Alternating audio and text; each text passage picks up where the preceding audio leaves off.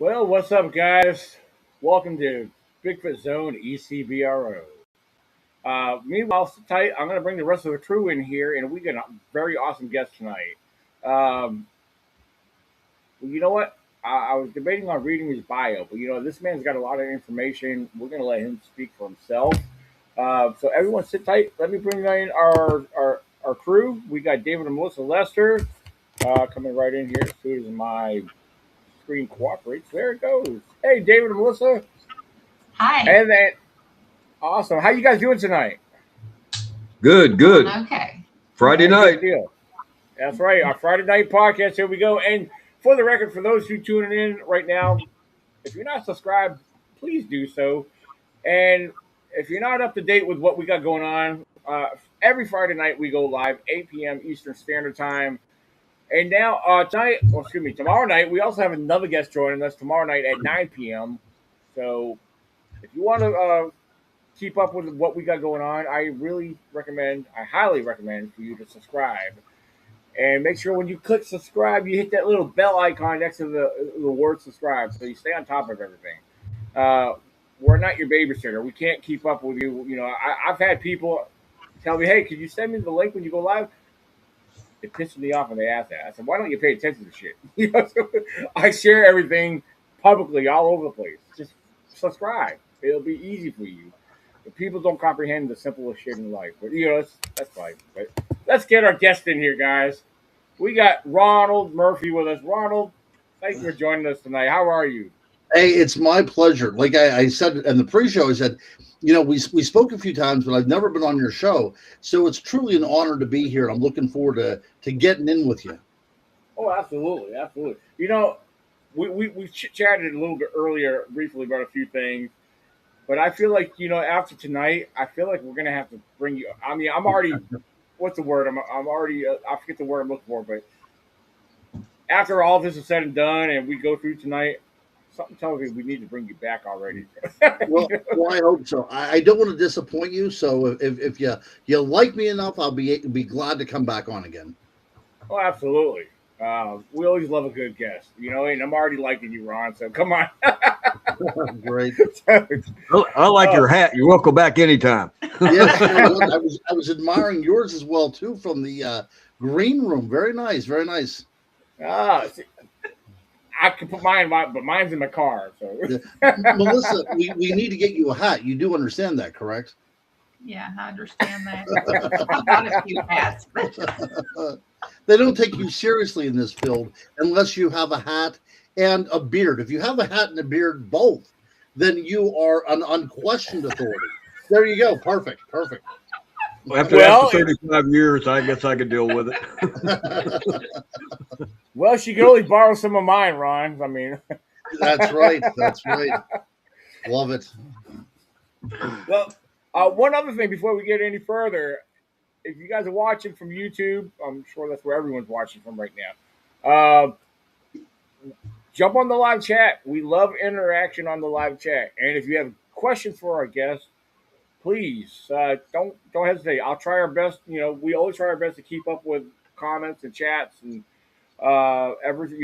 So I mean, we'll post them up on the screen, and we'll try our best to keep up with everything. So yeah, please don't hesitate to jump on the live chat. We love a great audience. So, and if you missed this on the live forum right now, we're live right now, but this will be on the rerun. You can watch it on YouTube again later. Or if you want to listen to the audio program, of course, after this gets done, this goes to the online radio platform, which is distributed pretty much all across the world. Anywhere, whatever podcast platform you choose to listen to, you find ECBR or Bigfoot Radio on that platform, and you can listen to this episode here within the next couple hours or so after we're done. So yeah, we're glad to have you here, Ron. Ron, I'm gonna, of course, go straight for it to put you on the spot. I was wondering if you guys, if you feel, if you're cool with giving us a background, like what got you started in the whole Bigfoot encrypted world altogether? Sure. And that's a great question because you see a lot of people on these podcasts and you think, what the heck put them in there? Because I don't think anybody's really born into doing this, right? There has to be some sort of precedent set in order to get us to where we are right now. And I grew up in rural Western Pennsylvania, right at the foothills of the Chestnut Ridge, right? So immediately I was brought into, that particular area. And my mother had a fascination with the unexplained, the paranormal, UFOs, Bigfoot, all that kind of stuff. And I was a child of the 1970s. And this was the perfect time for this curiosity to come about, right? This was a time of In Search of, and that's incredible. And all these great Bigfoot movies, The Legend of Boggy Creek, So as a kid who had an interest in this stuff, I could see it all the time. And I remember going down to the library. And whenever I tell people this, especially if there's anybody younger here, they don't understand how libraries work. But as a kid, we would have to go down to the library and go through a Dewey Decimal System, right? We'd have to go through a card file, and then we would find the book, and then we would have to go look for that book. So it was kind of like a Bigfoot hunt in and of itself, right? You had some clues, and you had to track down the evidence until you found what you were looking for. But our little library in Blairsville was very well stocked with great Bigfoot books, Ivan Sanderson and Hoovelmans and all this great stuff I was able to read as a kid. And my mother and I, we would listen to the radio before podcasts. They also had radio at the time. So once a month on KDKA out of Pittsburgh, Stan Gordon would come on. Now, Stan Gordon is like the grandfather of the unexplained here in Western Pennsylvania. And he would come on and he would give updates on strange things that happen, UFO sightings, people finding Bigfoot tracks, all this great stuff. And my mom and I, we would listen to the stories. And then the next day, we would go out and do our own investigation into the areas that Stan was talking about on the radio. Now, we never found anything, but it was a great bonding experience to have with my mother. And it's something that I take with me now. I mean, I have 5 children. They've all went on, expeditions with me as well, too. Because what developed since I was a child, even though I've never seen a Bigfoot, right? I've had a lot of anecdotal things happen. I found tracks. I've heard some vocalizations. But I've never saw the creature that we call Bigfoot visually. But what keeps me going is whenever I was a kid, I had a reverence for the forest, and I had a bit of a stewardship as well too. I knew that the forest was a place special, right? We were going into some other territory, and I look back on it now, and the places where I used to catch frogs, and I would have my little Bigfoot club with some of the neighborhood kids, where we would go look for footprints and such. Those places have all been bulldozed over, right? Where we were going into the fields, there's now a Walmart, and where we were thinking that we were getting close to Bigfoot, those are all now housing complexes. So a part of me, because I was raised in the woods and really had an affinity towards all the creatures that lived there, that kind of love that I have for the woods wants me to see that the wild places continue. And Bigfoot is the poster child for wild places. And we need Bigfoot in our lives, because whether we were investigators or whether we're, whatever part of life that you happen to find yourself in, Bigfoot represents the unknowable, right? It's a part of us, it's a part of our humanity that might never be fully answered. And that puts us in our place. That gives us a whole different perspective, because we think that we know everything. If the science has to name something, and then once it's named, then we can study it, because Bigfoot's never been categorized. He's never been put down on the table and eviscerated. None of this stuff has happened. So he's still part of that unknown. He represents what mainstream science cannot comprehend. And we need that, because that makes us much more human. We don't want to be around thinking that we know everything, right? We still need a little bit of mystery out there, because with mystery, we ask questions, we start developing all kinds of hypotheses, and then we find ourselves in a world much more wonderful than before we started on this quest for the unexplained and mysterious, right? Exactly. Yeah. So you found Bigfoot more of an impact on your life than, say, Nessie growing up? Yeah, I think so. It's simply because I could go out and look for Bigfoot where I was at, Gotcha. right? Okay. Yeah. No, I love me some Nessie though as well too. And whenever I was in college, I got to study in Scotland for a very brief period of time. Really? And I remember going to Loch Ness and just being overwhelmed. The place is stunningly beautiful. And the water of the loch, it does look like it's alive. It undulates and there's a very serpentine pattern.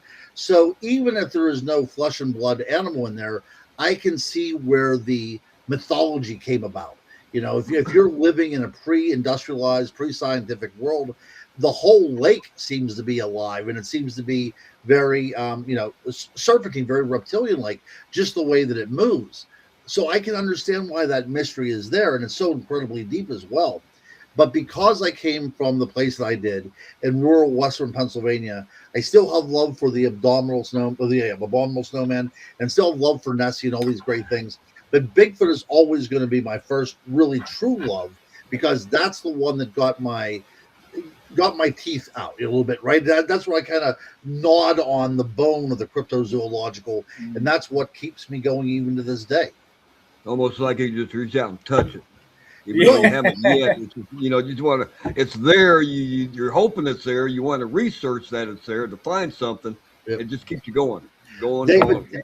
that is a perfect point, and let me just piggyback on that for just a brief period of time. So, I loved Bigfoot, as a kid up until the time I was in high school, and then I went to high school, and I found out very quickly that high school girls didn't find guys that like Bigfoot very interesting back then.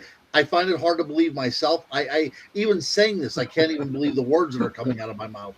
So I Well, kind of yeah, yeah. that changed more modernly. That you'd be That's surprised how many females love it now. that's right. That's right.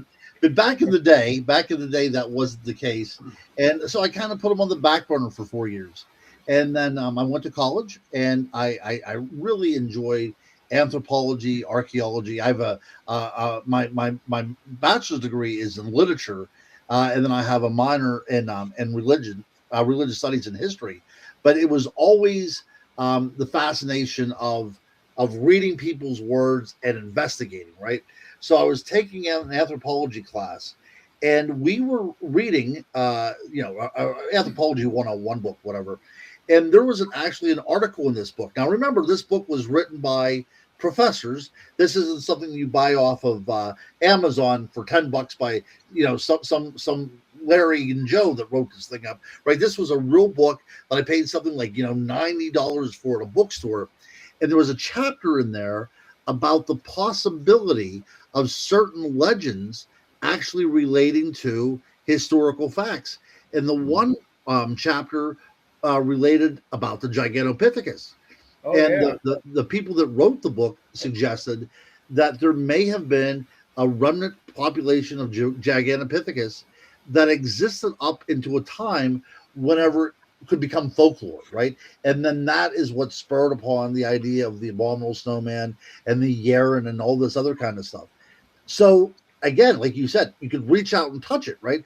I'm now reading in a college book something that had thrilled me ever since I was a kid. And now it took a whole new perspective on. Now we can talk about this in an academic setting, right?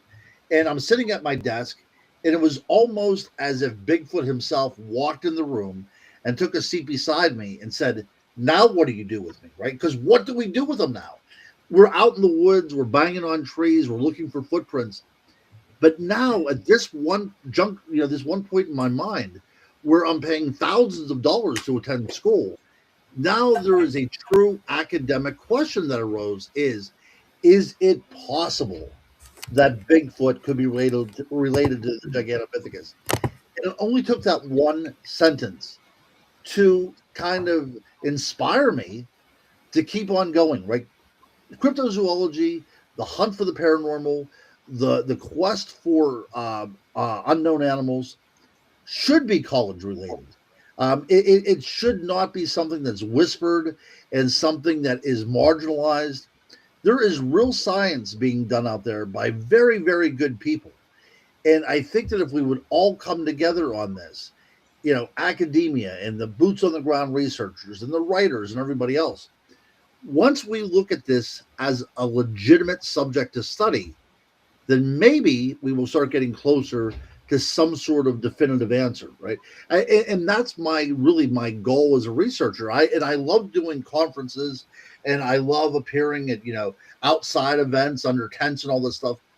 But wouldn't it be fantastic if a university opens itself up and says we're going to have investigators, and we're going to have professors, and we're going to have people from all walks of life and all disciplines that come together to have a discussion about something that is called Bigfoot?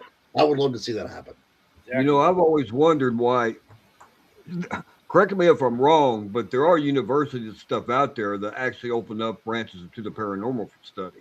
Right. Why have right. they not done that in the cryptid aspect? I've always wondered about that. Well, Right, about 3 years ago, real quick, I'll make mention that 3 years ago, it's been about 3 years ago. Yeah, JMU, which is one of the big universities here in Virginia, actually brought me in to actually did a presentation there, which I thought it was pretty cool. I mean, it wasn't a big giant classroom, but but the people that were there, I was surprised after I did my presentation. There was people that stayed behind that they claimed to be skeptics that they really appreciated the way I presented and brought things up because it got them really thinking beyond the point of the way they were thinking to begin with. So, Right. yeah, I mean, so I thought that was pretty cool. I felt like, okay, I must have done something right here, That's I mean, awesome. I wasn't trying to convince them of anything. I brought up, like when I do my presentations, not intentionally, but I'm presenting something that's like to a skeptic and also non-believers.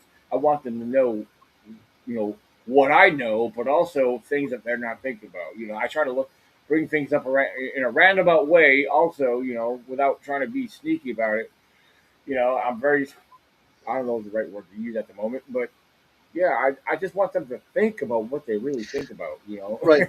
We use it's very cliche now, thinking outside of the box, but that's a Right. necessary term in this field because you can read so much and you can listen to what people have to say, mainstream wise. But if you're really going to kind of circumvent this mystery that we're investigating and we want to see different perspectives, we necessarily have to go a route that is not considered legitimate, right? We have to go and find our answers outside of the university. And my whole idea is we should be able to look inward to the university because people should be out there asking these questions as well. So say that Bigfoot is not a flesh and blood entity, right? Say that it is something that's folkloric and it's from legends and it's a part of myth. That doesn't mean that Bigfoot doesn't exist as a phenomenon because it certainly does. People buy Bigfoot pizzas all the time, and they buy Bigfoot and Yeti snow shovels. Like the name is so out there, and it's used to sell so many things that Exactly. it's part of our culture, right? It's part of our vernacular now, and I Yeah. think that that's worthy of study as well. I truly do. I mean, we have a hockey team named the New Jersey Devils, but it's not as it's not as just prevalent as the Bigfoot is.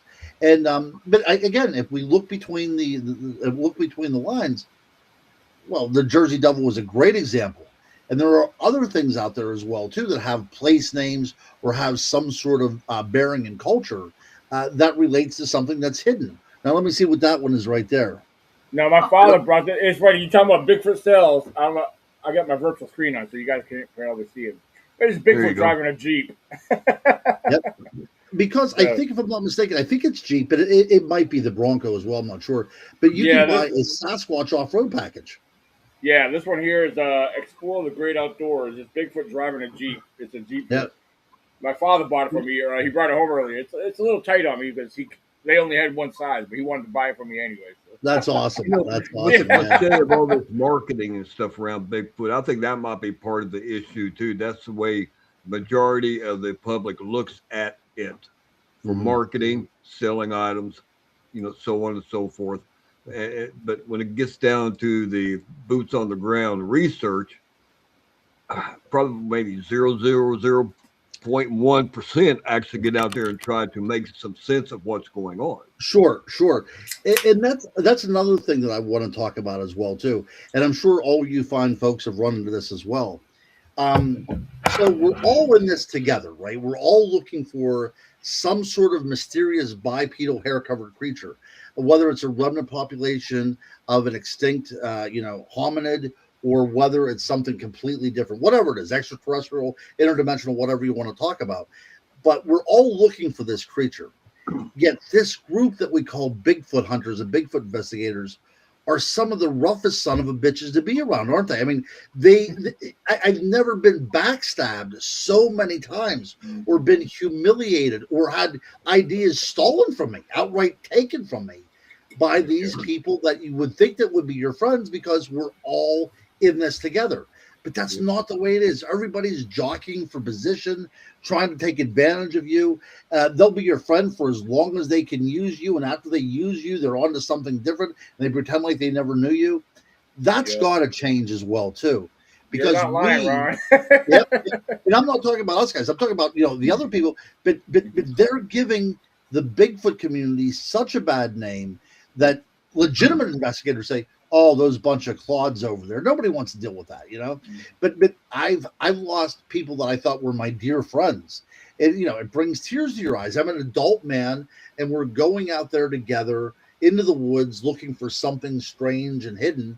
And then all of a sudden I found out, well, they didn't want to be my friend anyways. They were just looking for, information. And that is so ridiculous to think that we're doing that to each other nowadays. It's like they make a transition. They're looking more for status than they're pulling away from actual research, in my opinion. Yeah, you've hit the status aspect. That's what you get the infighting. We can't operate that way. Right. I mean, that's why we keep what we're doing. Daniel doesn't put it out there just for the general knowledge of public, where we're at and locations when we're doing the research.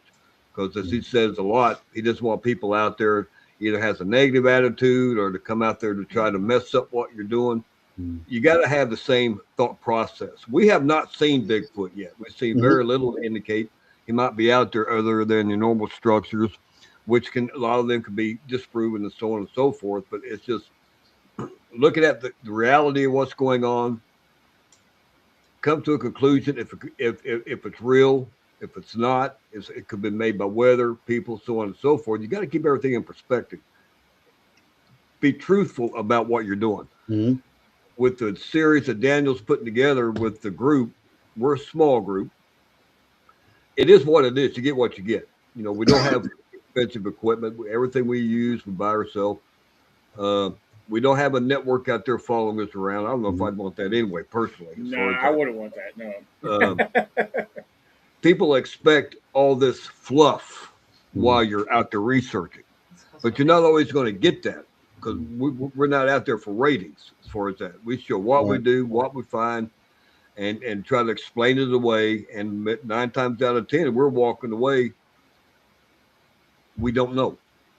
Amen, brother. That's exactly right. And I can write books on this subject all the time, and it never ends with a definitive conclusion. It never ends with a period. There's always going to be a question mark because we're not going to ever get to the ultimate answer until one of these things are captured or killed or whatever. But it still goes on, though. That's the thing. There's still not one captured. There's still not one killed as far as we know. So the mystery still goes on. And that's what keeps us still going, isn't it? That's why we're still out there in the woods because we're still looking. Yeah. Well, everybody loves a good mystery. They do. That's right. That's right. Speaking of mysteries that Daniel just mentioned, it's almost like we're at a crossroads now. We haven't been into Bigfoot research most of our life because I retired from the military in '98. I retired from Cirrus Officer in 2018. And now we have more time to get out there to do research, but we've always had the fascination in the paranormal to start with. And we've had things, me and Melissa, happen growing up and stuff.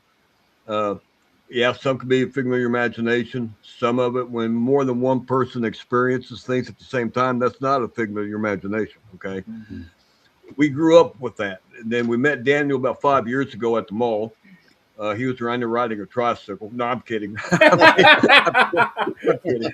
He was at the mall. He had his display set up. We met him for the first time, and he invited us camping with him, told him what he was doing. And we got involved with him on the aspect of getting into the Bigfoot research because he told us a little bit about the story that he had a few years before that. 5 years now, the first two, we camped in basically two areas. The first two areas was at a place called Elkhorn Lake, and now we're also doing Slate Lick Lake here in Virginia. The last 3 years have been a Slate Lick. I'm going to make this quick. I want to get your viewpoint on this. The first couple of years, it was pretty much normal camp out. We like to camp, camaraderie, campfire, get out and research daytime, nighttime, see what we can come up with. But last year, for the first time, we started having things happen that's now putting us on a crossroads, and Daniel feels this too. We've always thought about the paranormal, but we never really tied it into Bigfoot per se. But the last two campouts, a week in May and a week in September, a week in May, we started having equipment failures, electronic equipment failures, batteries to go dead, come back alive, come back up alive. Equipment would turn on and off by itself. What is causing that? September, we're camping again. Or was that May? May. I think it might have been May. If you're bringing up if you're talking about the light, that was in May. Right, yeah. An orb in the light in the woods, about maybe 40 to 45 yards away from us, about that big around, pure white. Didn't emanate any light around it, lighting up the area. Didn't throw a beam like a flashlight. And we were walking at that point with me and Daniel. We didn't have any lights on at the time walking up the road. And I seen it first for maybe 2 seconds. And I told Daniel, there's a light over there. And he looked over there, and it wasn't up in the sky. It wasn't up in the trees. It was down like straight out in front of us. By the angle of your it looked like an eye level to us at a distance. When he got eyes on it, about 2 seconds after that, it went out. Our thermals didn't pick up nothing. We turned on our thermals and so on and so forth real quick.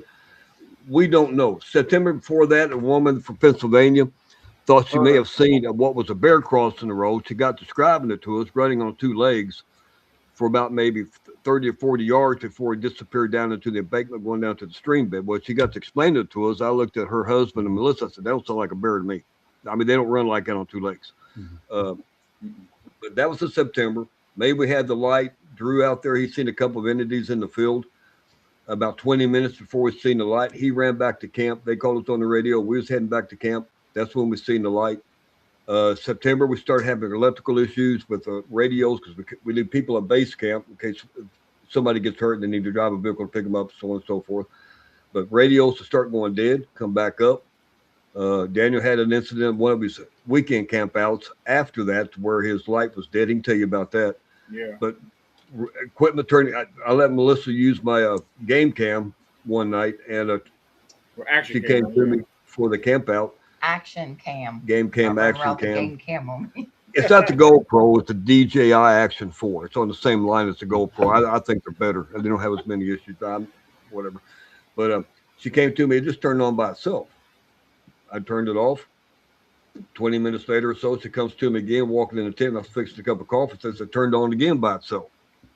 I can't explain why that's happened because that button you have to press in. It's not an easy tap to turn it on. You got to press it in and hold for about maybe half a second for it to activate. After that, when I'm getting my equipment together before the night falls, my MP3 player about 3 foot from me on the table turns on by itself. Wow. With all that said, with your research, have you compiled any information as to what may have been could be transpiring on these situations? Well, that is an amazing and astute outlook on things there, David. As a researcher, I found out that a lot of people go on investigations with a preformed schematic and idea what they're looking for. And if anything else happens beyond their formula, they throw it out, right? So if your lights are going off and on and you see orbs, that doesn't relate to the Bigfoot they're looking for, so they don't include it. And as a researcher, I probably have 20 years worth of reports of people that have other things going on in Bigfoot related eyewitness accounts, but they don't bring it up because they don't want to be scoffed at. They don't want to be laughed at. It happened. I got no feelings to hurt. It happened. We all experienced it. There That's were, right. what, 6, 7 of us on the camp out that time. We were either together, experienced certain things. Base camp, we're out camping.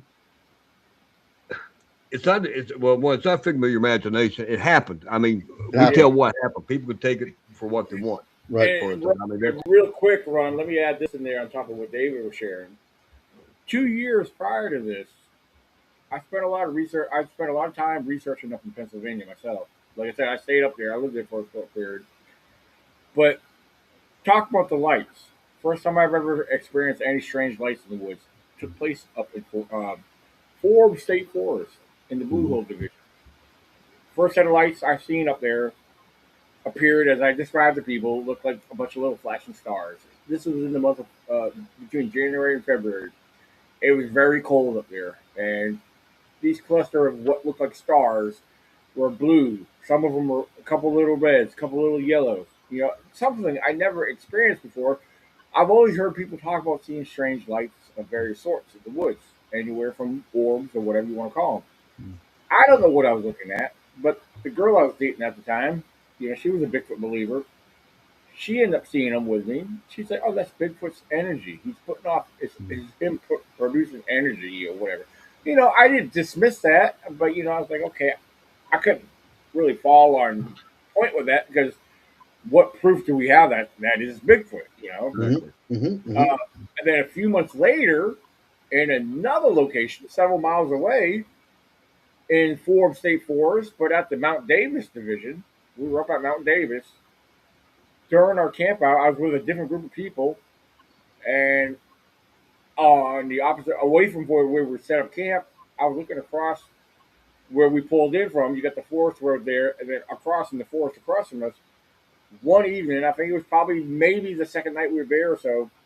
I'm looking over there in the woods, and this is late at night. I said, "What the heck am I looking at?" There were these four different lights. Now, some people say they're orbs. Maybe they were, but they weren't moving. There was four different lights, and they were all the same color, like a blue, dimmish-looking light. Two of them were probably slightly bigger than maybe a softball. You know, they weren't in a straight line. They were kind of like, you know, zigzag across.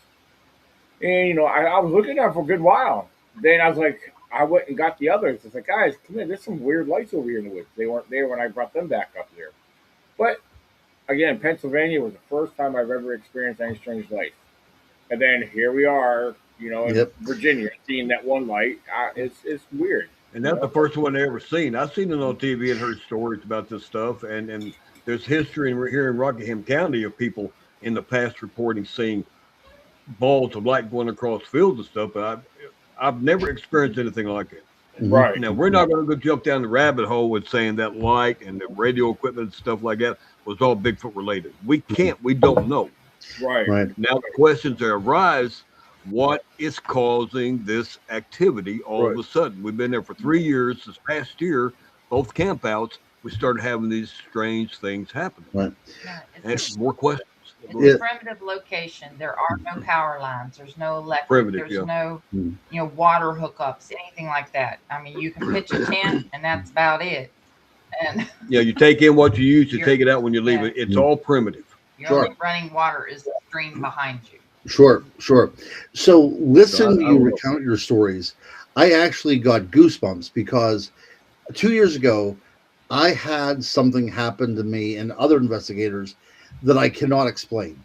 And it led me to write a book called Lights in the Mist, which was published by Small Town Monsters.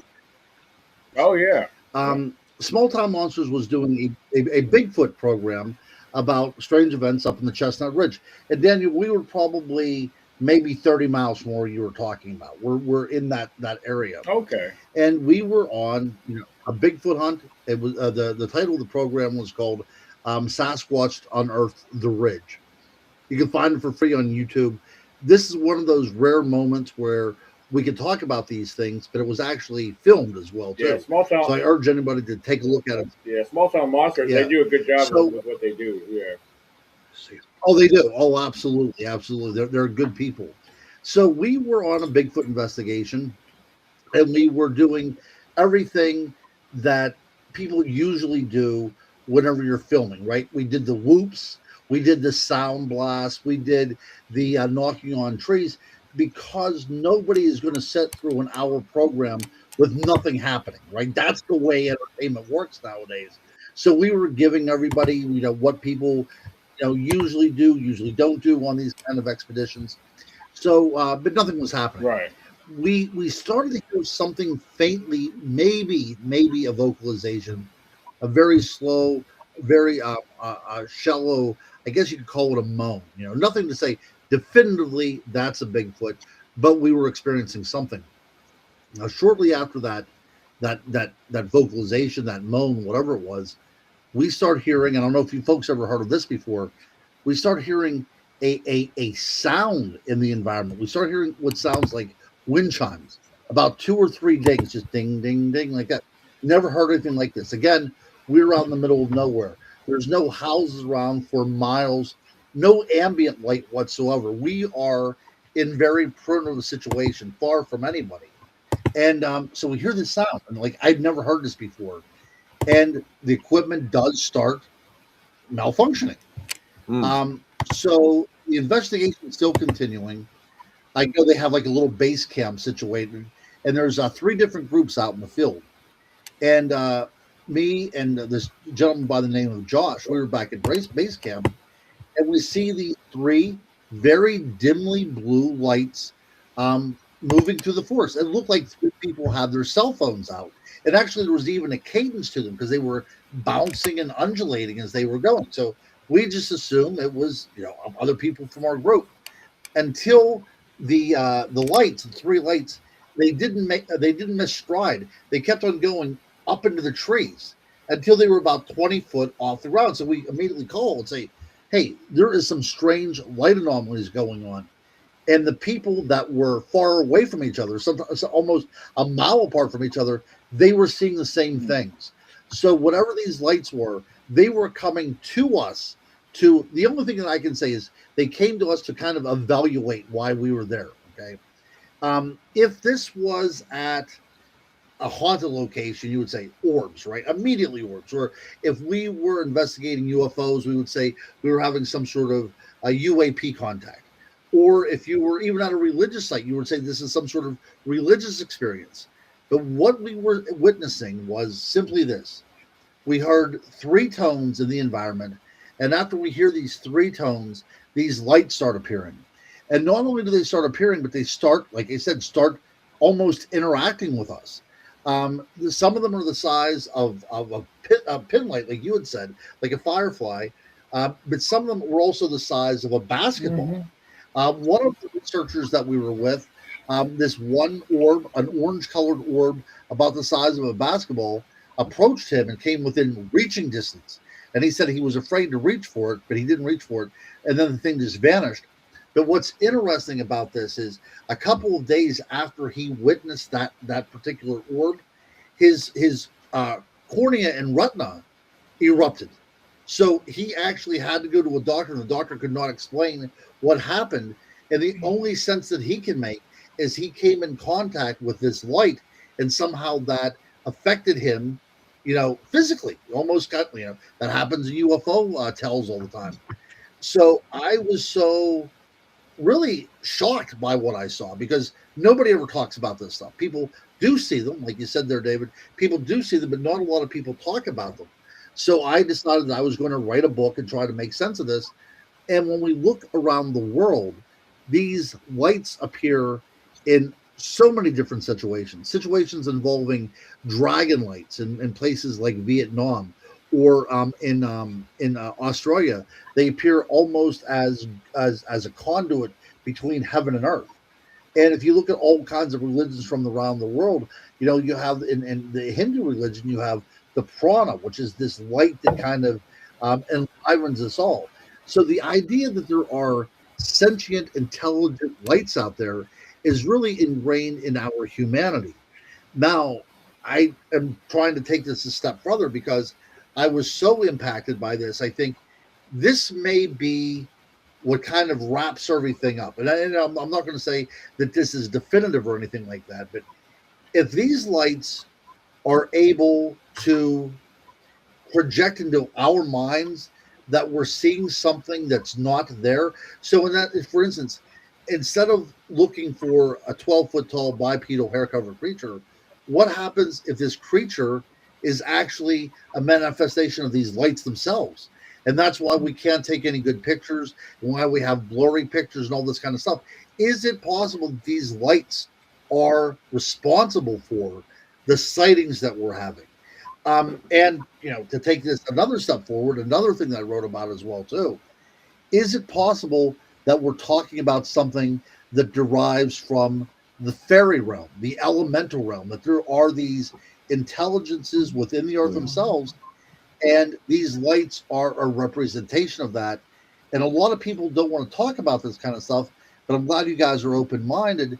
Is it possible that Bigfoot, that ultimate quarry that we're looking for, is it possible that it itself is from the the land of the Fae, right? Is it possible that it is part of that nebulous ether that exists in this world that we come in contact with every now and then, and it simply is displaying itself as this creature because it wants to either remain, isolated or whatever. Maybe that's just the way it wants to communicate with us.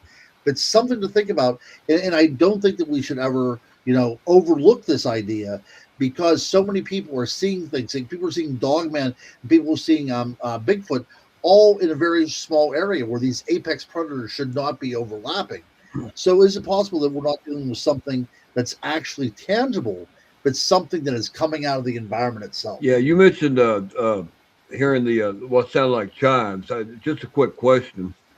I've seen now a couple of reports, and it's not something that's common, I don't presume, that out in the middle of nowhere, primitive areas, reports of them hearing what sounds like a metal door closing. Absolutely, I've heard that as well too.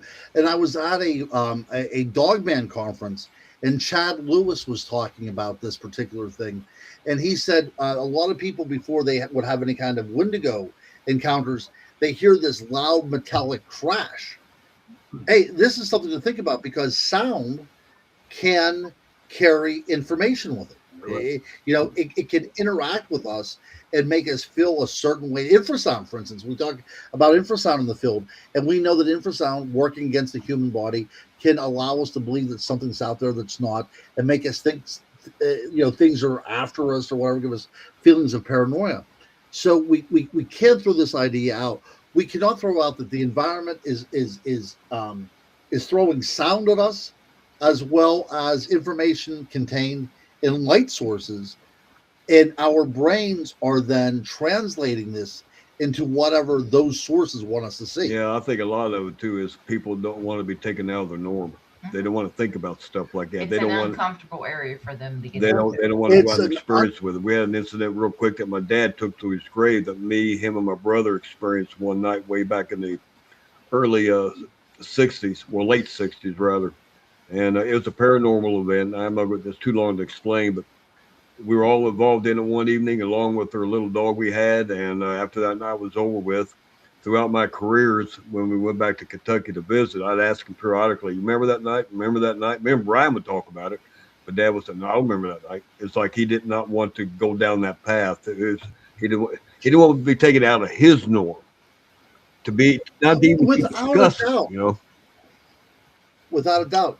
A lot of people, if you think that there's a Bigfoot out there or some sort of creature, you can, carry a firearm, but firearms aren't going to work against these lights No. and against the sound. So it immediately throws us off balance. And what are we supposed to do with this at this point, right? Well, I mean, we are looking for something that leaves behind 23-inch tracks, but we're not finding that. But people are encountering these lights that seem to be leading us into a direction that isn't quite flesh and blood the entire way. Throughout your history of research, real quick, I don't know how far back you went as far as back to the Mayans or even further than that. A lot of it could be folklore, legends, and stuff like that. You mentioned that a lot of truth is based on folklore and legend. Did you find any fascinating correlations through your research that just got you further into keep looking into all this stuff besides your fascination with Bigfoot? Yeah, that's a good question, because whenever I research, I think, well, if these things are out there now, they had to be out there, in antiquity as well. They're not going to grow out of nothing. And whenever you start looking at Native American folktales or First Nations mythologies, you see, oh, from the very beginning, my friend, and a lot of this information was not so much suppressed, but just kind of pushed out of existence because of colonialization and stuff. This was minor information that people didn't want to talk about. But if you look at some of the extant stories that exist from the Pacific Northwest, Bigfoot is not seen in as much as a flesh and blood animal as it is a spiritual animal. It's almost like a shaman that can straddle two worlds at once, and it comes to this world to give information, and sometimes it comes to into this world too to take the souls of the deceased back to the other world. So it is a conduit between two worlds. And whenever we look at the Eastern philosophies, the Yeti always has a religious connotation to it. Always, it is more of a spirit animal than it ever will be a flesh and blood animal. And when we start looking at these ideas and thinking that the people that went before us, the people that actually were indigenous to these areas, that lived in harmony with the world around them, right? This was these back. If we go back, thousands of years, these aren't just stories. These are ways of staying alive and understanding how the world works around you. And whenever we go back, into the ancient past, to the point where it's almost nothing more than archaeology at this point, we're getting little glimpses of things. And at that point, we see that people were in awe of what we call Bigfoot, or even, not so much extraterrestrials, but whenever lights appear in the sky, or creatures that look like dogmen, that we call dogmen, or ghosts, or anything. You can talk about anything. There's always a spiritual element there. And for so long, people have been calling cryptozoology something different than the paranormal, and it really does need to be brought together, like you said, David, at the onset of the show, because there is so much gray area that we have to look at the broad overview of all this kind of stuff for any of it. Yeah, and you can't really come to a conclusion and pinpoint what it is. All we could do is keep putting our foot forward and researching and try to tie pieces together on that. But you mentioned aliens and stuff like that. But then again, if you go down history of that and look at the cultures of people, which I'm sure you have, to where they actually had names from, call them star people, used to come visit, so on and so forth. I think there was a culture that actually named the Pleiades star system. Absolutely. Where they come from? Yes. Huh? Hieroglyphs and stuff. The hieroglyphs and all that other stuff. So I mean, I find it fascinating. I mean, you don't get all this information from different different areas of stuff for it to be figment of everybody's imagination. I cannot believe that. That's right. I can't believe it's just figment of imaginations over centuries and thousands of years. Right. And the Aztec and the Maya, going back, of course, this isn't as ancient history as other parts of the world, but going back 2,000 years, we know the Aztec and the Maya had a very complicated calendar system where they were able to start the chart the stars. But we could go back even to Stonehenge, 5,000-6,000 years old, and Newgrange in Ireland, which is the same. And not only are they charting celestial events like solstices and equinoxes, and also other events, eclipses, for instance, and they memorialize it into the earth itself, because it was important, not because it was separate from them, is because it connected them to the rest of the universe, rest of the creation. So in Newgrange, whenever you are burying their dead there, we know that on October 31st, that a light will go through a passage chamber there, and it would believe that the soul then would leave that chamber and reunite with the heavens themselves. Very, very beautiful. But we keep on looking around the world, and we see this again and again and again. The idea that they were able to chart stars and planets that were not visible to the naked eye. The idea that there was something out there in the world around them that represented the wild man or the uncivilized, so much so that it became an archetype. It became something that every human in the world understands on a very symbolic basis. And this stuff doesn't happen by chance. You know, we're not going to ever have these discussions about, you know, Mickey Mouse. Nobody's going to go out looking for Mickey Mouse 100 years from now, but we're still looking for Bigfoot, and that shouldn't happen. And the only reason why it's happening is because it's something much deeper than just a flesh and blood animal to our consciousness. It's something that encompasses so much Yeah, more. when you're talking thousands of years ago, I've always been fascinated with where did that knowledge come from to be able to be Right, able to right. track stars, to know what's out there that was not known then for the most part, but now has been proven to exist. I mean, I just Exactly. find it fascinating with all that. Yeah, the Dogon tribe in Africa has been known since at least the 1960s that they can track the planetary movement of Uranus, which is not capable of being seen by the naked Correct. eye. Yeah. Daniel, you've been awful quiet. You taking all this in? I am. I'm taking a lot of mental notes. Yes, absolutely. Because, like I said, it's like we're at a crossroads yourself now. Daniel probably feels the same way because I've told other people too, and I'll say it again real quick. We met him. He was pretty much on the Bigfoot path, blah, blah, blah, blah, blah. But then after his last couple of campouts, he's starting to open his mind up more to there's more going on here than possibly just Bigfoot. At least open your Mhm. mind up to it, to where he's now looking Yeah. into other aspects. Fortunately, he has not sent me any more texts to buy any more equipment to help us in that field. I mean, Right. These two feed off of each other. whew, I see that. I yeah, see that. but Yeah, again, yeah. we don't jump down that rabbit hole where every shadow we see, every puff of breath we hear, or every track we see or whatnot is Bigfoot. We can't. We don't know. You got to Right. rule out everything before you come to any kind of conclusion. And then many Amen. times we walk away, we don't know. You know, I mean, it's the way it is. We can't say yes. We still can't say no. It's just Yeah. fascinating. That's right. But we're still Right. out there. We're still out there soldiering on and plowing away, you know, Exactly. in the hopes that we will be able to scratch off that winning lottery ticket and come to some sort of definitive And it may conclusion. not be Bigfoot. It may be something totally that we hadn't even thinking about, like on the paranormal side, that we might be able to Yeah, actually touch. absolutely. You That's know, right. I That's mean, right. we don't know. That's why we keep going back. I can't wait for spring to get here. Yeah. Yeah, me too. Yeah. Right now it's about -5 here in Western Pennsylvania, and we have about 18 inches of snow on the ground. So it's very frigid and very confining right now. So nobody's doing much It's of about anything. 7 here. We got about 12 inches here in Timberville. Maybe not 12, probably about 8 Wow. inches, 9 inches left over now, but it wasn't too bad. Yeah. Yeah.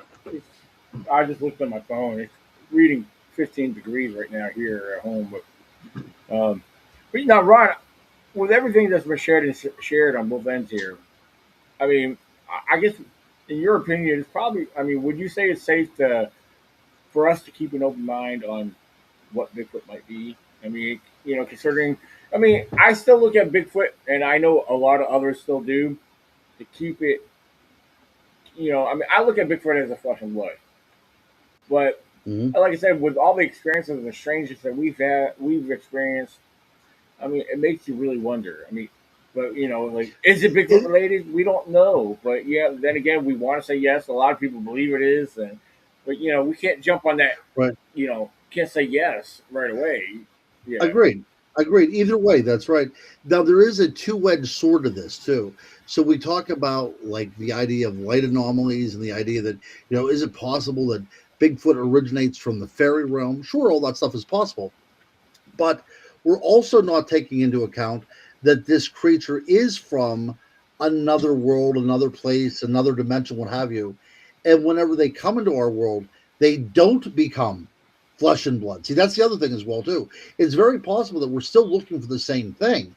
It's just it originates from a different place and then assumes a different form here.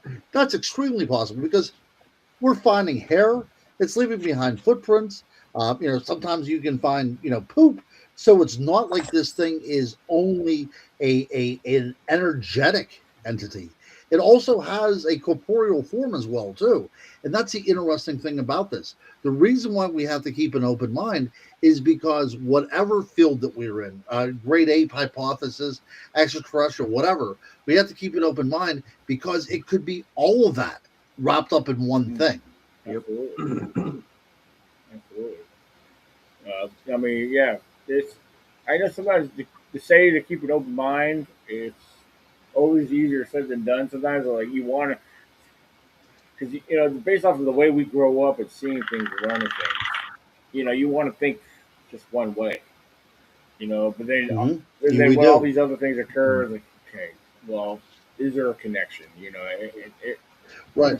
Something's happening. Right. At this point, Something's happening. yeah, at this point in my research, I don't even care what people think about me No, anymore. If I'm coming to some sort of conclusion and it's going to rock your world, or you don't want to talk about, energetic sources, or if you talk about fairies or what have you, at this point, I don't care because I really kind of come to a conclusion that what this is very closely related to the earth itself and has a spiritual aspect as well.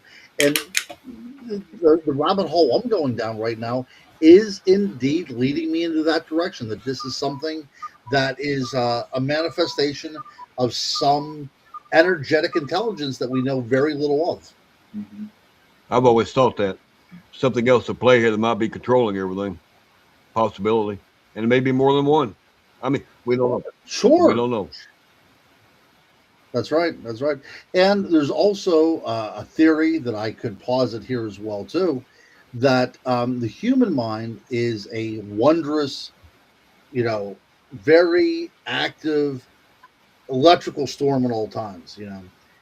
Is it possible that we human beings are projecting this out into the environment as well? See, that's another kind of crazy thing when we think about this.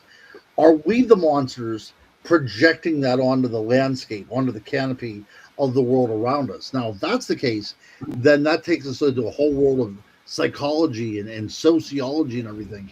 Because if we are always going to be the monster, right, and we are throwing that energy out there into the environment, what does that say about ourselves? Yeah, never thought of it That's that way. No, that. that's a good point. In other words, they're saying they Mhm. might Mhm. be able to use some people as a conduit. Absolutely. Why That's did some people exactly right. experience more paranormal than others? And some people don't experience anything. Mhm. Why did some people? You get some people that claim they can self protect themselves somewhere else. Why did the government Mhm. research that back in the day? Remote viewing Oh, and all that without other a stuff. doubt. I mean, it's That's right. fascinating. We don't know. Yeah. Yeah, there was Operation Stargate. I believe it was it was definitely during the Cold War. I was thinking it was in the 60s, but it might have been as late as the late 50s, whenever they were actually bringing people in that were doing remote viewing and psychic research.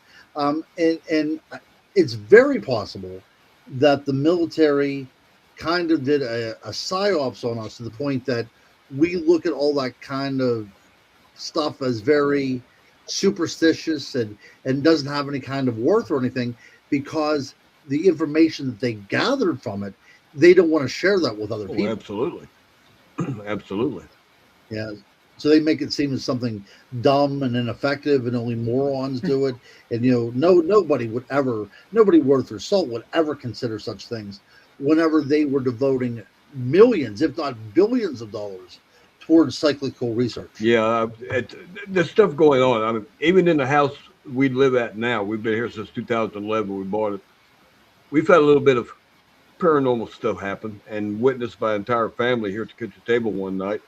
But last few years, we got cameras up here when we got our shepherds. He's 3 now, so we can monitor the dogs when we're not at the house to make sure they're not tearing everything up. Fortunately, they've been good dogs, haven't tore the house up. But twice now, we've got Melissa's hair being messed with on camera, and Wow. it's yeah. I mean, I've been touched all my life. I've always been able to feel the paranormal around me. As a kid, as a teenager, I could sit on my bed and I'd be sitting on my bed, and all of a sudden, my bed would shift, like weight, like something was sitting on it. You could actually see an Yeah. imprint. It looked like something sitting there because it would Yeah. depress the sheets. Right. So did you feel um fear, or what were you sensing?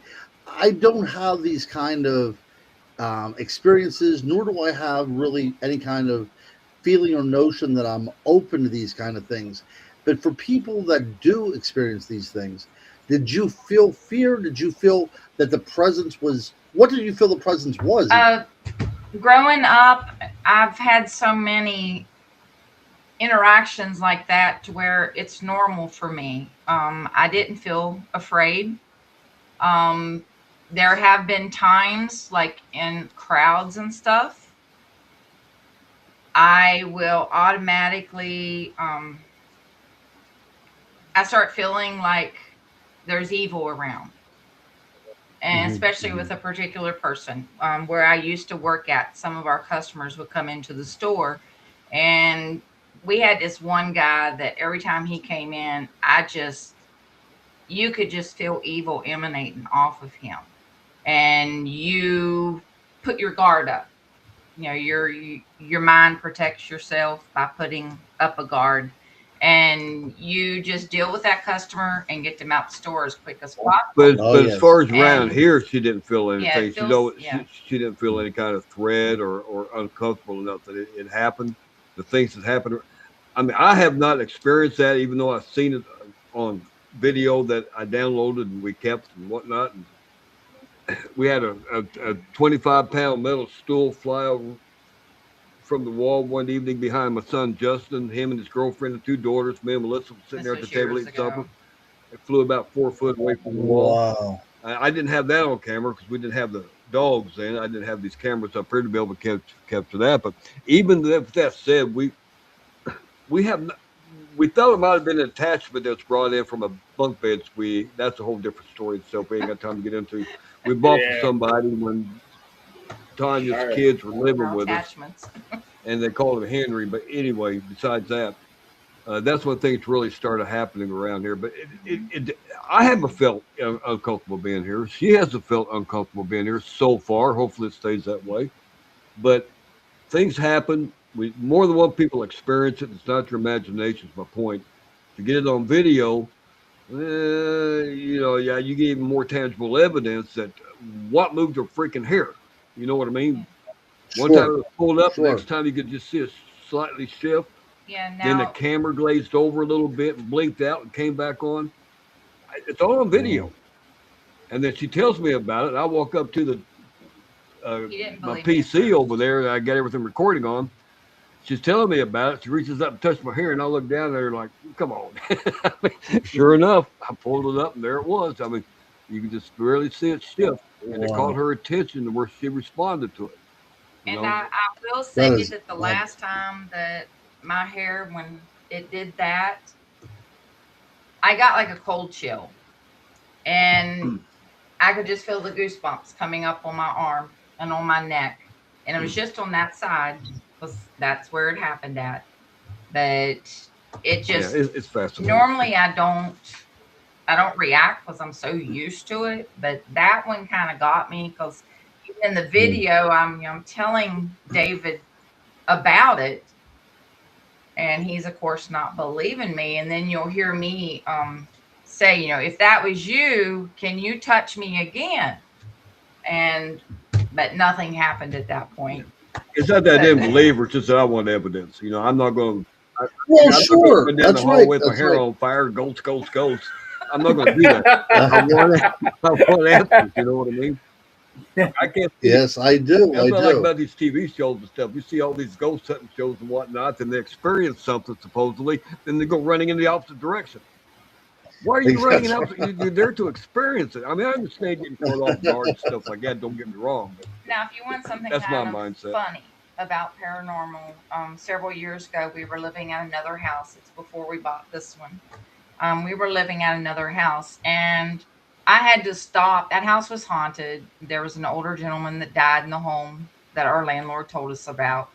He was elderly, and we were constantly having things happening. Books falling off the shelf, keys and stuff would end up in the bathtub or in the kitchen sink for whatever reason, or the bathroom sink.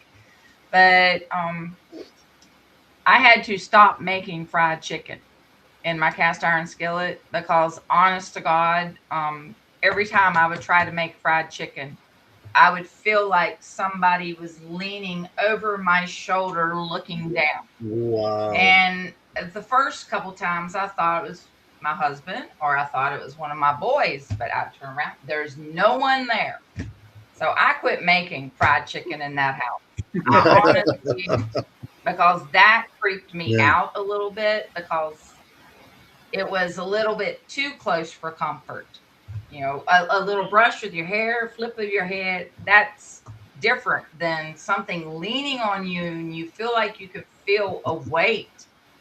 And no, Yeah. that was too close. Wow. Now, you could tell people this stuff all day long. They're going to half the people are going to look at you like you're crazy. Look at you like you're But nuts. until they experience something themselves, it's hard to change people's minds. Well, Melissa, Agreed. since you've been in this house, have you gone back to making fried chicken? Actually, I don't have time anymore. I still use my cast iron skillets, but I don't have a lot of time anymore. Well, David's retired. He's home all the days. I'm not going down that path. I could have been sleeping tonight while I made the potato. When she can put this down long enough, she can make fried chicken.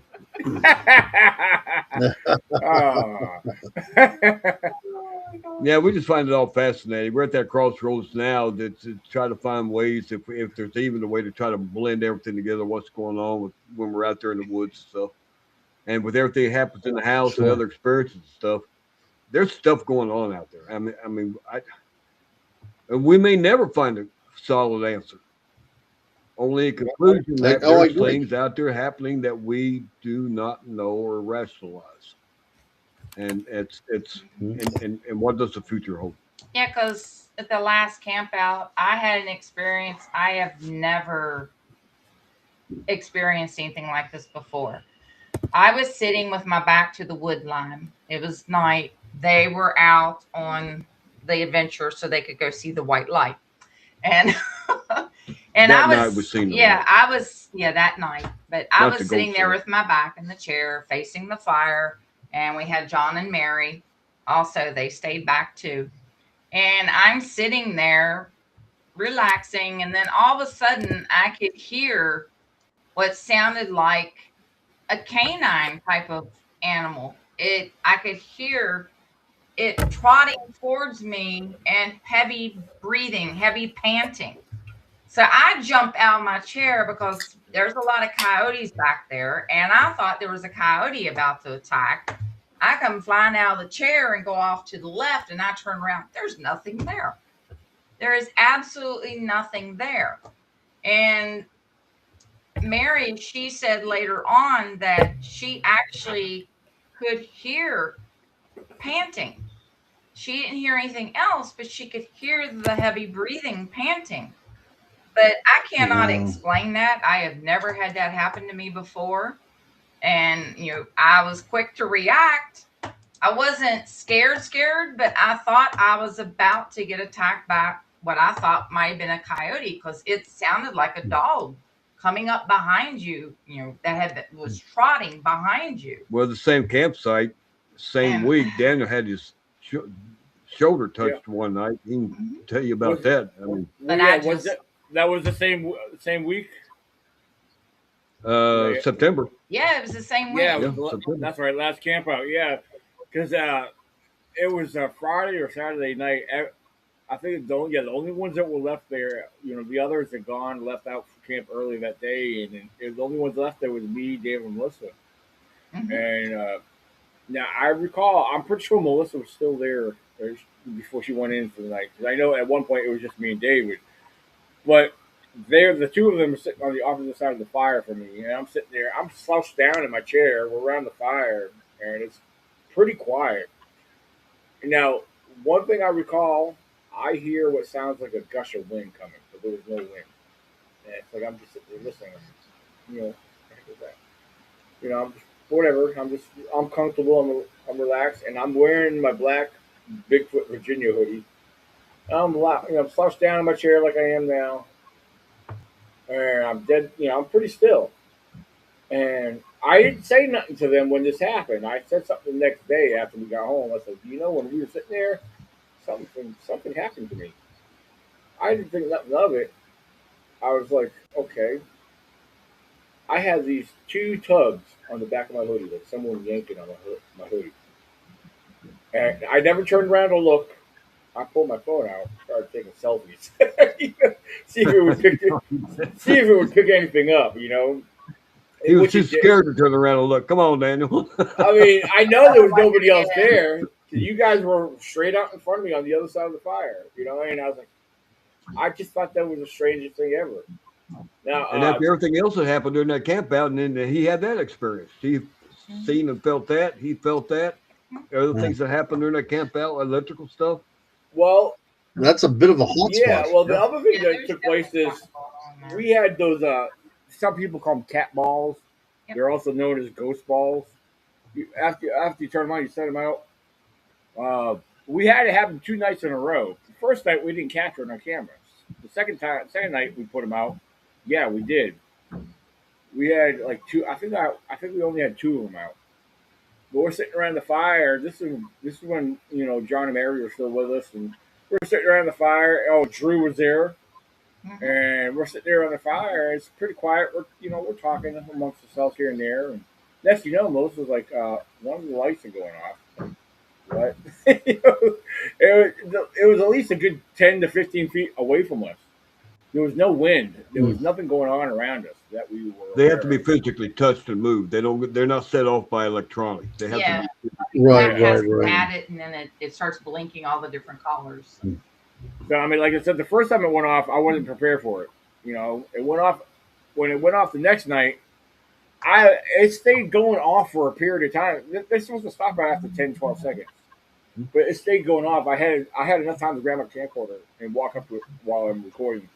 So it was interesting. I mean, yeah. So that campsite, Wow. definitely something interesting going on there. Now, for the record, we didn't even mention Was this to it you, but in the the surrounding entire area, area? yeah, Campsite part there's of the entire area.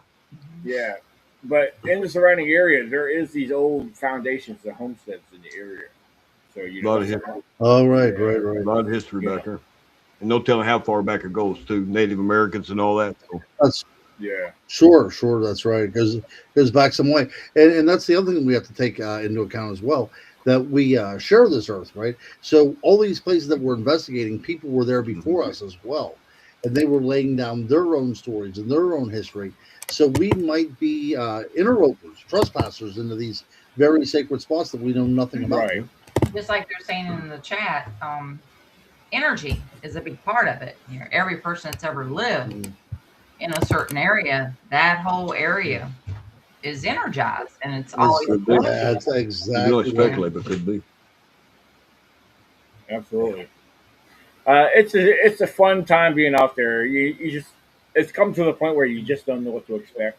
Like I've chatted with David about this. I said, we're filming our time being out there. I mean, like when we're out there, we're out there to camp and enjoy ourselves being out there in the woods. And we love being out there, and we can't get enough of it. So like we're filming all this, and what we're filming and what I'm producing out there will eventually be on a streaming network. Because I just wanted people to see what we do. We don't have a production crew out there like Jay mentioned earlier. We're not out there. We're not Sure. out there to get famous. have But TV crews following us around. I'm the film producer. Yeah, you don't want to become just a talking head. What's that? You don't want to become just a talking head. Exactly. No. You want to be someone Exactly. that's actually doing Right, research. exactly. I mean, and we don't produce stuff to capture the audience attention for entertainment. I'm not bashing Exhibition Bigfoot because I love that show. Finding Bigfoot, I grew up watching that show. It's all fun. It's entertaining to the point where hey, I like the parts where you hear other eyewitnesses and stuff. Or if the camera happens to capture something, but again, we don't have a production crew. But if we have to capture something on camera, that's awesome because I want the audience to see that because that's what we experience. Again, half of what we talked about and brought up to you tonight, Ron. I mean, we've experienced a lot out there. We weren't able to capture it on camera because we weren't prepared for it. But we well, Right. for those who want to believe it, take it as it is, or for what it's worth. But I mean, I think your listeners are going to come to the same conclusion I did. This is an oddest show because very rarely does anybody talk about this, right? I mean, people might mention it, but very rarely will you allow somebody to talk for an hour and a half about something that's so strange and so bizarre that very few people take it into Right. account. And I'm glad you did it because I thought it was very, very yeah. worthwhile. Oh, we have no shame in what we talk about. I mean, No. we're not here to make stuff up. We're not looking for attention. No, You know, we're not going to fabricate. No. We're not going to fabricate anything.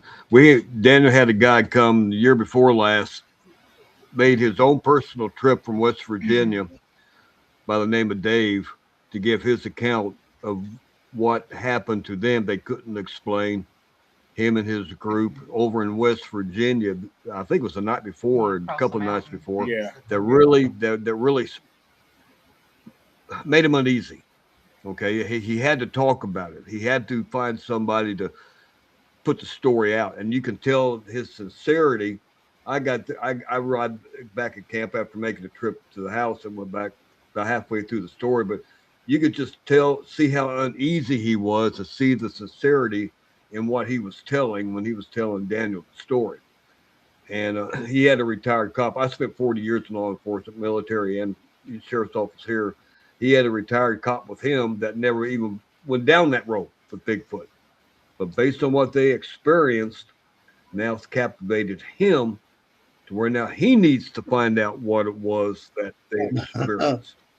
I mean, once it gets its claws in, you just don't want to let go, you know? It does not. And I think that's why we're but here. but that's you exactly got why to we're step back and not jump down that rabbit hole at the same time. Mm-hmm. You got to rationalize, put things together, see what comes up after that. What's produced based on what you encounter. Rule out what you know you can. Right. That could be evidence. Rule it out. If you know that that's a bear track, rule it out. There it goes. Mm-hmm. But if you don't Right. know what it is, then keep that information and that documentation, because They keep on going. down the road you may find your answer that you're looking for. It's fascinating. I grew up in the woods, literally.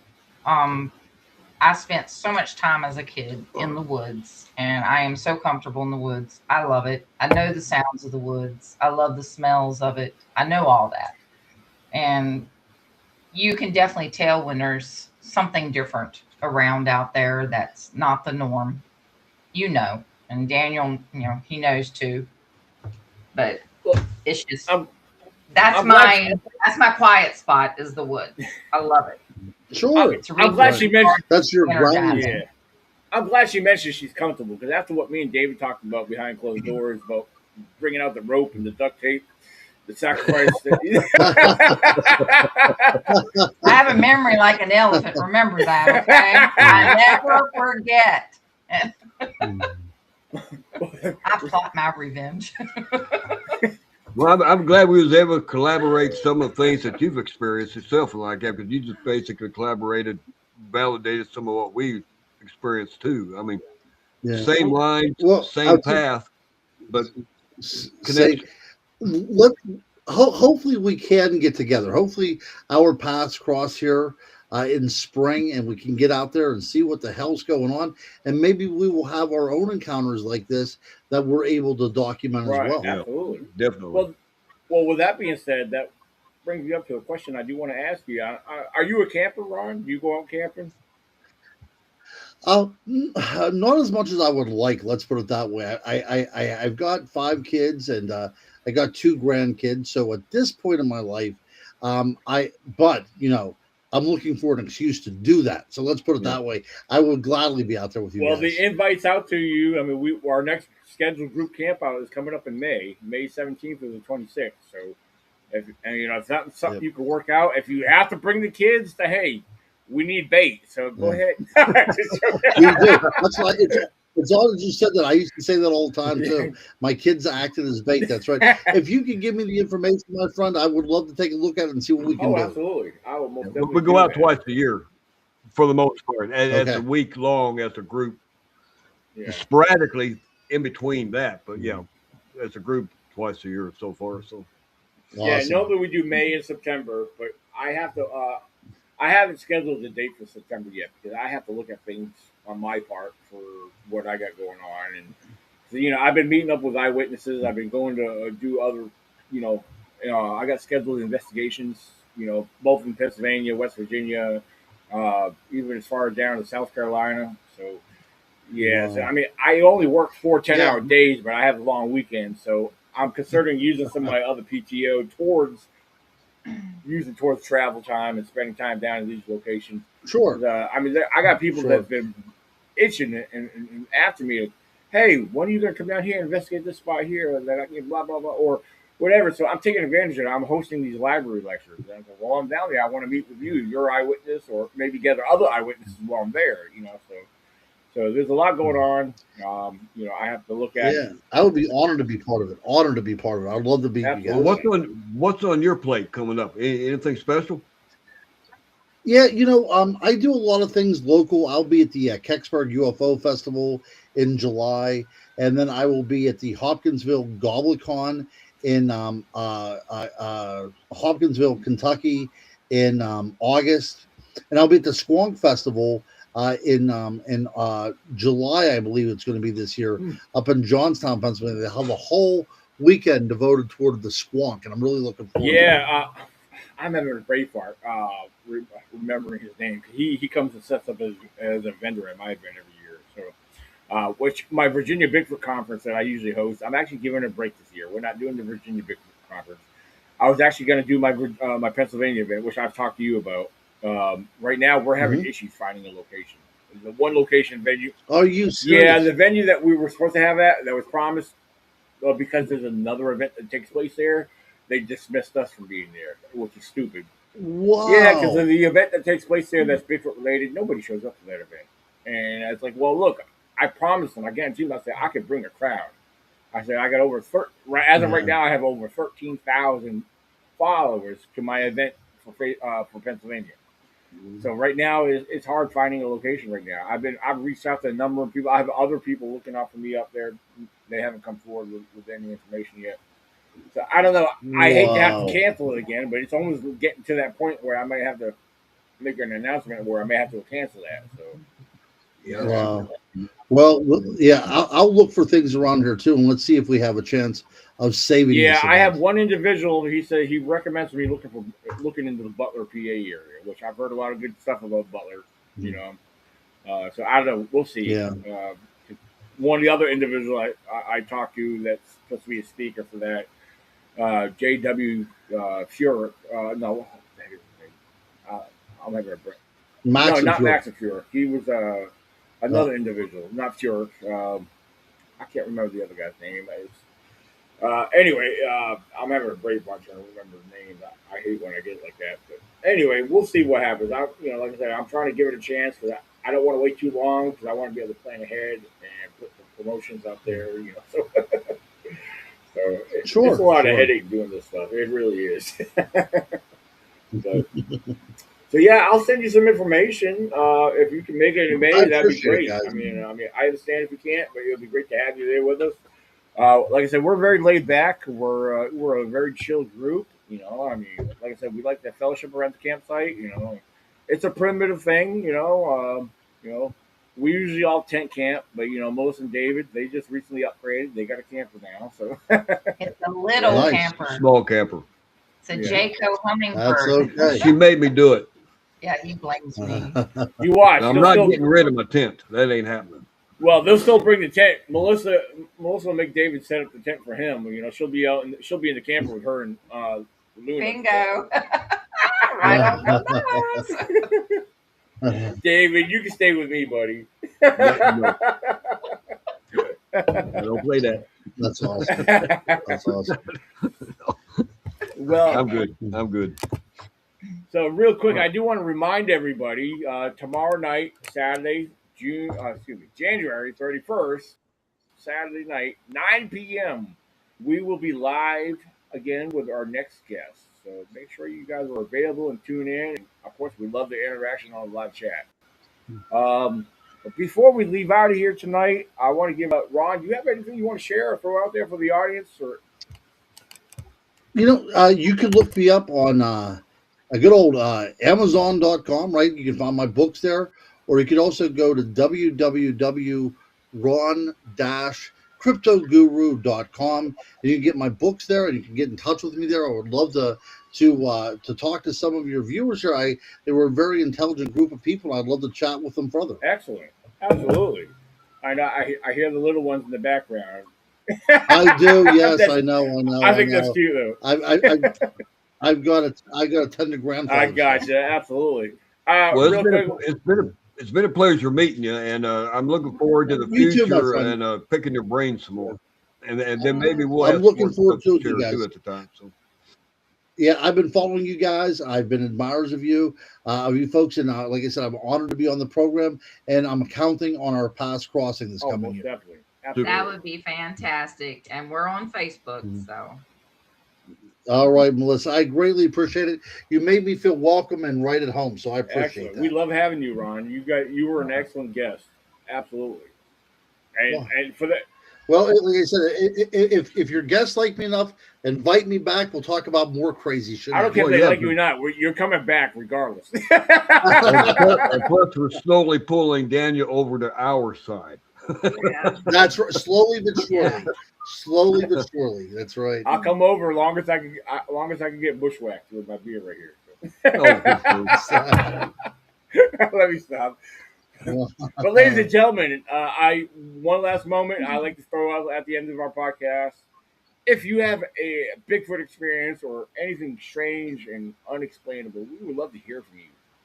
You can send me an email if you're not on Facebook with me, which you can send me a direct message if you are, or if not, send me an email. My email is right up here, ecbro98@gmail.com, and hit this. Make sure you subscribe to the YouTube channel here.